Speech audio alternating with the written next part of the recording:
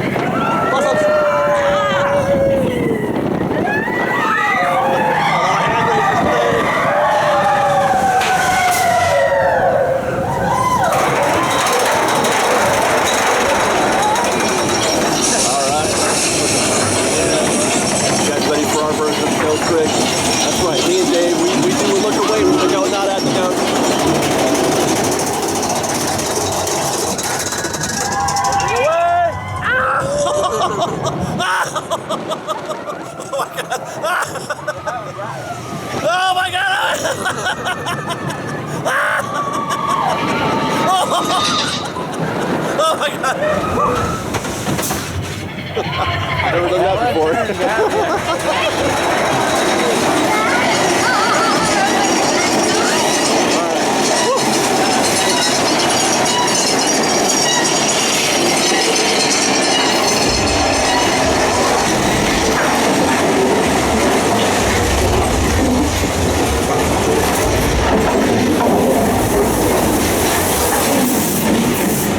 Oh my goodness!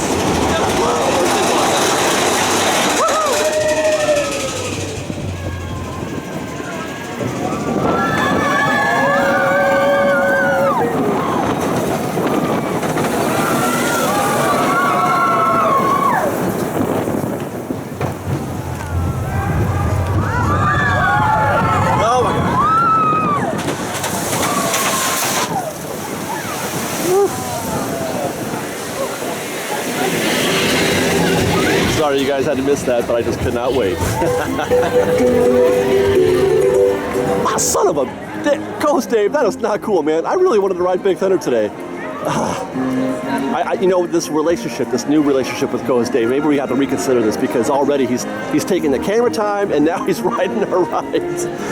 Oh my God, what a jerk face. All right, well, we're heading down Main Street anyway. We're gonna try to enjoy this as much as we can, despite the fact that we are now bitter because of co-host Dave stealing our Big Thunder ride. So the scene, Main Street, Town Square, right? What is the scene? Well, it's turn of the century, you know, America. It's middle America. It's a Midwestern town, and this is not a land. This is not meant to be. This is where you are, and you're about to see something. You're about to do something, and that's what the hub acts as.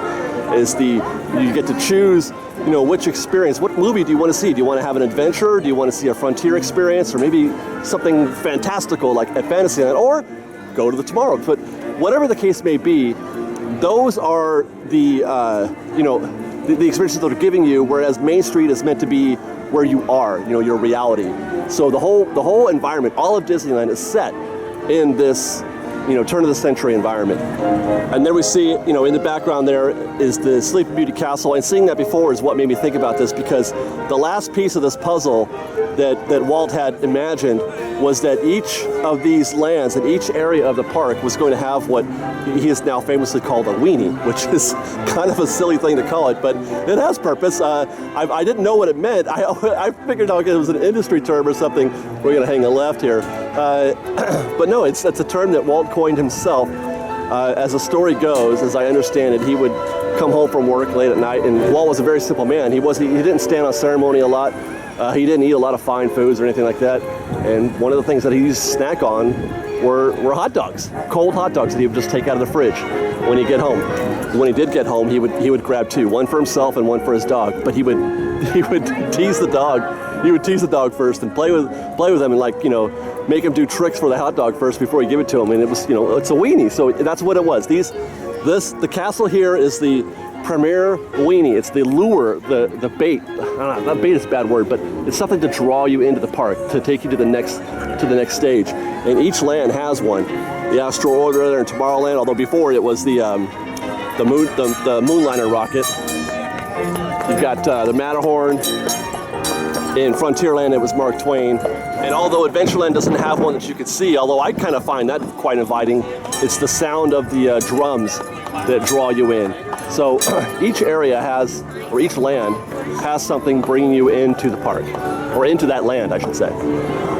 So some final thoughts. In my homework that I was doing for this, Secrets in History project, I was, reading some quotes about Walt, or not really quotes, like, I guess it is a quote about Walt and the hub.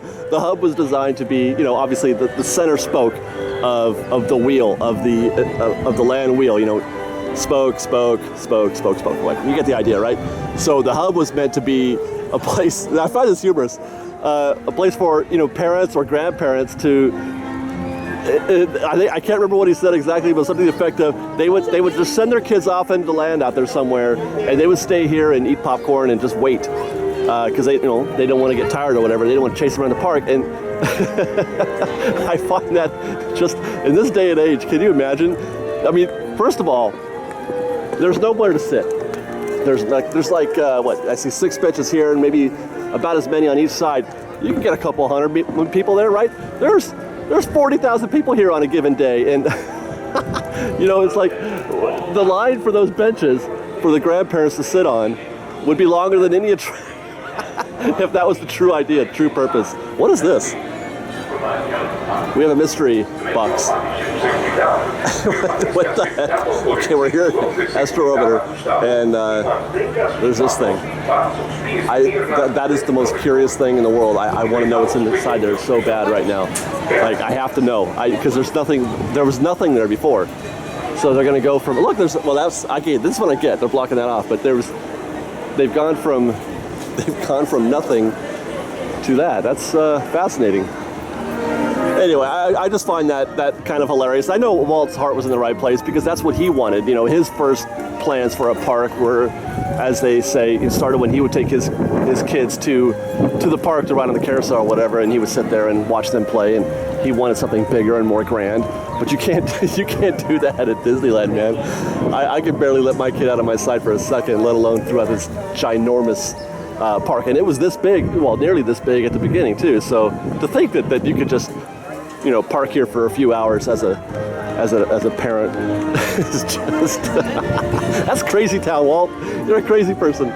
Anyway, whoops, I was going the wrong way. I do want to go back this way to Tomorrowland, because I meant to pick one up last week, and hopefully they're still there, but I want to get that Star Wars #1 from the Star Trader. So they did not have any more copies of the comic book, which kind of bums me out a little bit. Look what I noticed, and I'm probably late to the game on this, because I'm always late to the game on this kind of thing, but the Starcade is closed. You used to be able to walk back there to the other gift shop into the Starcade, and it is walled off and closed.